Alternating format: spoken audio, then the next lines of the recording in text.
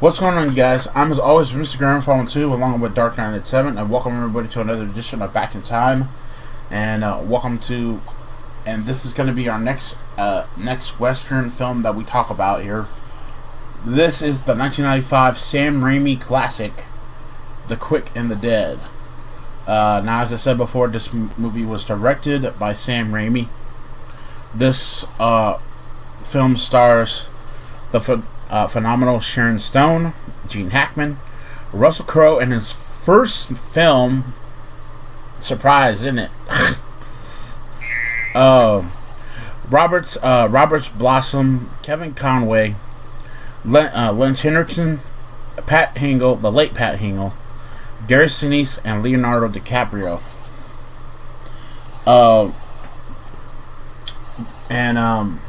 We're going to go through the plot. If you have not seen this movie, which I think you should go see this movie.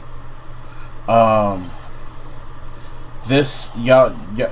really should go see this movie. We're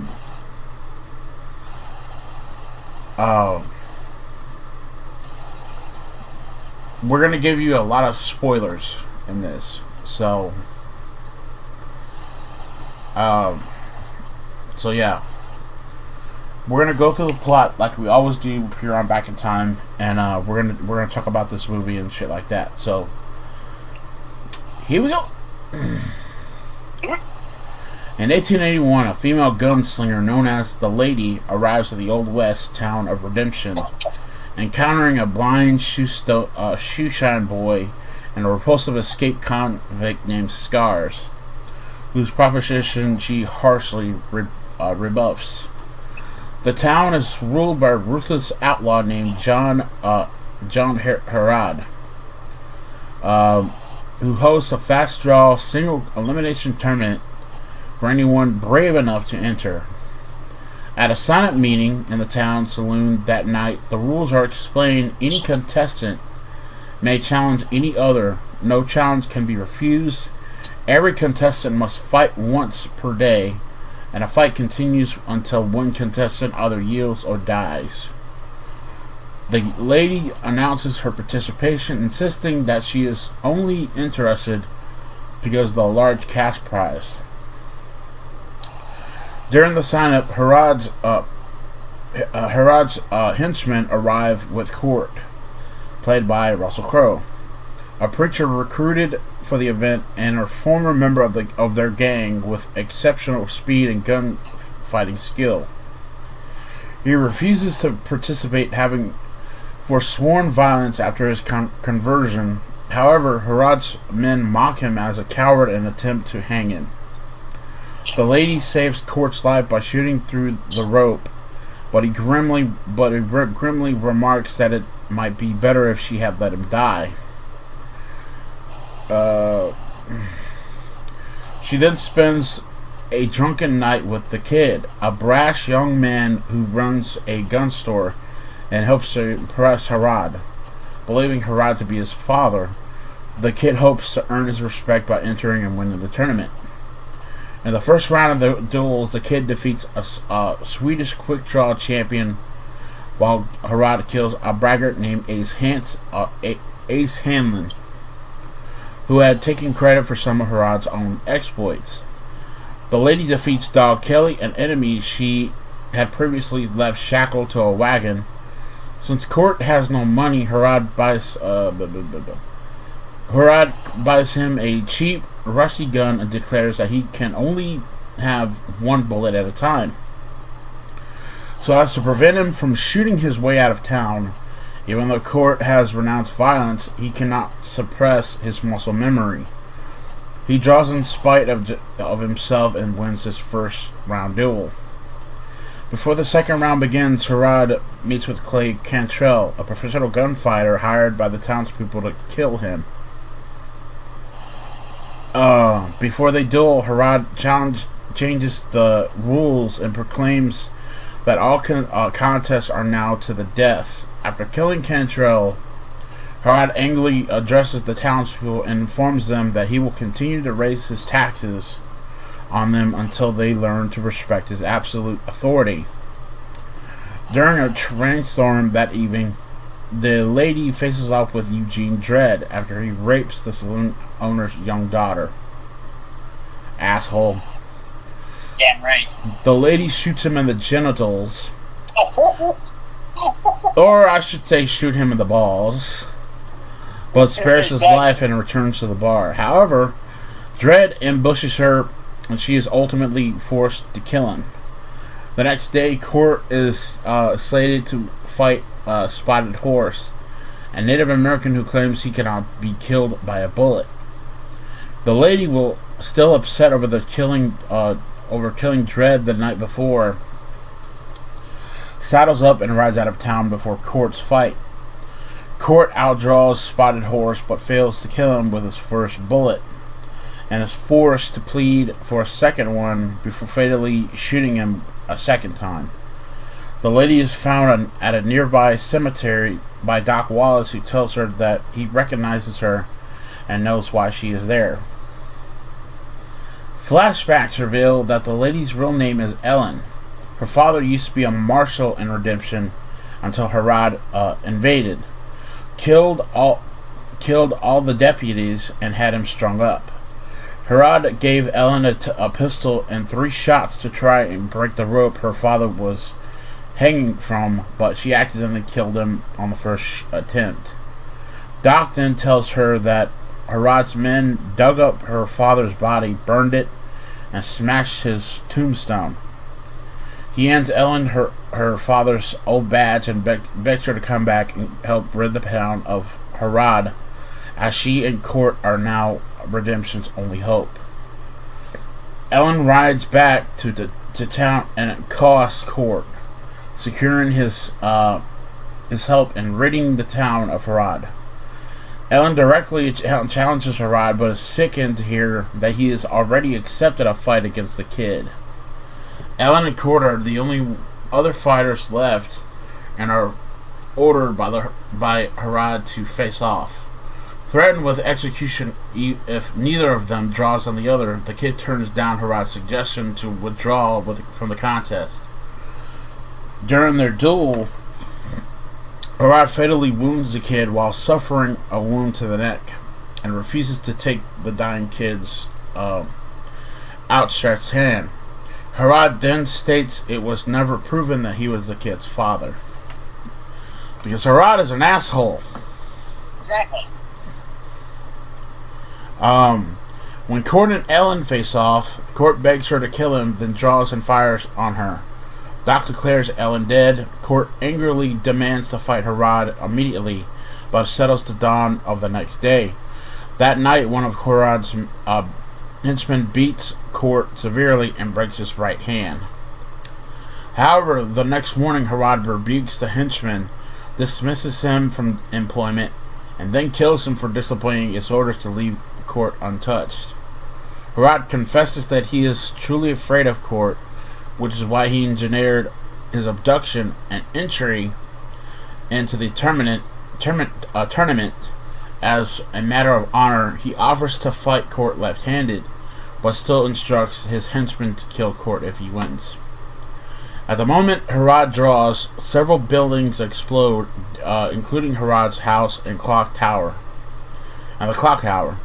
Only Ellen emerges from the smoke and flames. Having faked her death with help from Court, Doc, and a bottle of red ink procured from the blind boy, Court kills Harad's remaining henchmen, while Ellen faces off against Harad, revealing her identity by throwing her father's badge at his feet. Harad wounds Ellen, but she fatally shoots him through the heart, stunning him, and finishes him off with a bullet to the eye. Tossing the badge to Court, she says the lost come back to town, then saddles up and rides away, thus ending The Quick and the Dead. I had no idea he was in this movie. I forgot he was in this movie. Apparently Bruce Campbell was in this movie. That's a wedding scene. Oh my god! I had no idea either. Holy hell! Yeah. I know about Bruce Campbell. What do you know? But Have you ever seen this movie before, dude? Actually, I have not, but I think I really want to watch it now. And I had no idea it was 1995, and I was a kid in 95. I missed so much. I really have. Well, anyway, I've seen this countless times before. I like that they got some people from the only let me see here. So this was for this to be Russell Crowe's breakout role.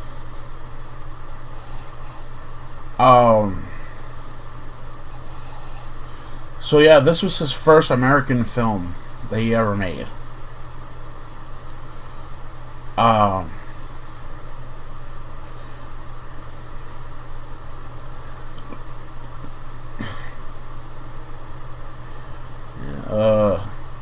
Two people passed away from this movie. Woody Strode and Roberts Blossom, who were in the movie. They both passed away in this movie. Yeah. But as far as this movie goes, and Pat Hingle passed away. Yeah. So yeah, there's some people that are not around anymore that were part of this movie. But yeah, this movie was really good. This movie got mixed. Apparently, according to what I saw here,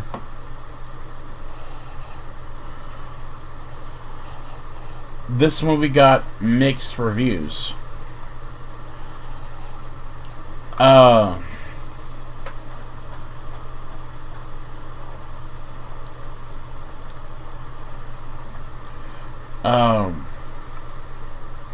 And I think that this movie got I'm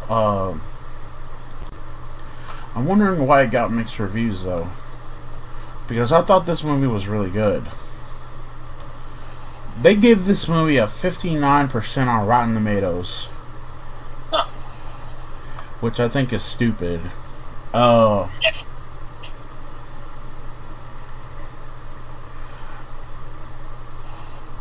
But anyway, whatever.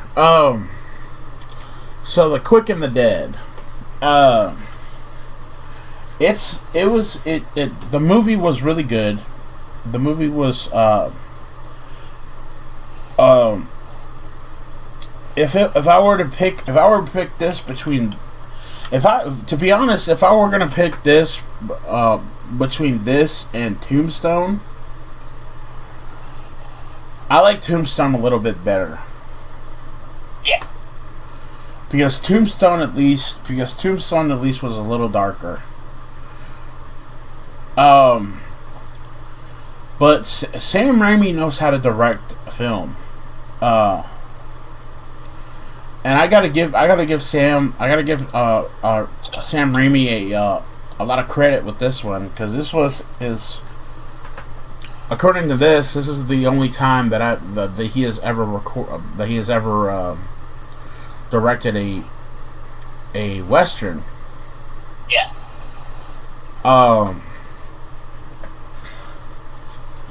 Because I've known him because the only thing I know Sam Raimi for is the Evil Dead series. Yes. And also the Tobey Maguire Spider-Man series. That's right. Which we'll talk about another day. And for this to be Russell Crowe's first American film, he did pretty well. Oh yeah. And stuff like that. Again, the music is done perfectly by Alan Silvestri. Yep. He's been talked about a lot on this show, on this series. Yep. And stuff like that. But Yeah, I think The Quick and the Dead was really good. But I know you haven't seen this, dude. But would you watch this movie if you wanted to? I will. I would, because after reading the plot and seeing what happens and seeing people I know in this, yes, I would like to see what happens in this film. Now, as remember talking about Russell Crowe, those who know him as he was in Gladiator and a lot of other films. Of course, they know DiCaprio, who's also filmed a lot of films. And, I know Sharon Stone, Gene Hackman, another good actor.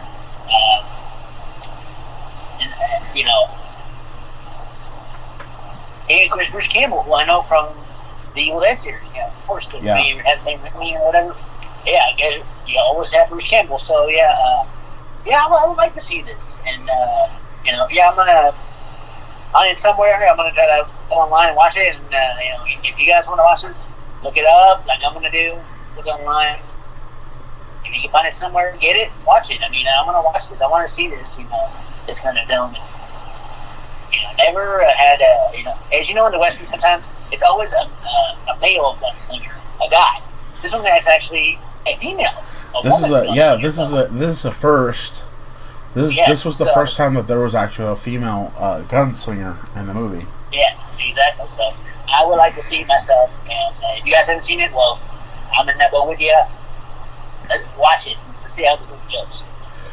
Yeah. So, what would you give if you do watch this, and if you did see this movie? What would you give it? Even though, 95, it's an old school. Anything what else? If I watched it, I may give it a 10 out of 10, I guess. Yeah. Well, I think I would agree, because this was a really good movie. Gene Hackman is an asshole in this movie. As much like he also plays a villain in a Clint Eastwood movie called Unforgiven. This is not the only cowboy film that he's ever made. He's, as I said before, he's been in Unforgiven. He's also been in countless other films. He's played a hero and villain in several films. Yeah. But yeah, what he does to Leo DiCaprio's movie, Leo DiCaprio in this movie, is fucked up. And he's an asshole because of it.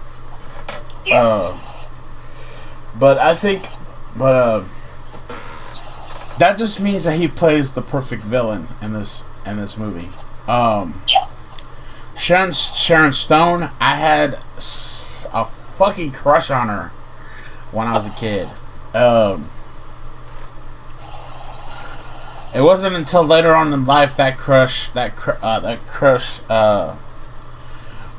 became a little bit more than a crush, So, if you don't know why I'm saying that, is because I've seen the sequel to it and I've seen the actual original movie to it, and I think that she's hot in both. There's a movie that she was in called Basic Instinct. Yes. Which made me have a crush on her and stuff like that. So, but yeah, I liked her in Basic Instinct. There's a couple movies that she's been in, that I liked her in. But yeah, I give this movie a 10 out of 10. I was surprised. I'm surprised, just like Knight is surprised that Bruce Campbell was in this movie. I had no idea that he was in this movie, so that helps out a lot. But yeah, we both give it a 10 out of 10 and stuff like that. So let us know if you guys remember this movie. Do you guys remember The Quick and the Dead? Let us know in the comment section down below if you do remember it. What was your memory of The Quick and the Dead? That's going to be it for me for right now. I'm, as always, Mr. Grimreaper 2 with Dark 997. Coming up next, we got something big to talk about. What I mean big, I mean monster big. Our review for Godzilla vs. Kong is up next. So, yeah, we're finally going to have that discussion. Yes, Who we are. won the war between Godzilla vs. Kong? Well, all you have to do is find out here in a few minutes. I'm Mr. Grandfather 2, along with Dark Knight at 7, and we'll see you all in the afterlife. Peace.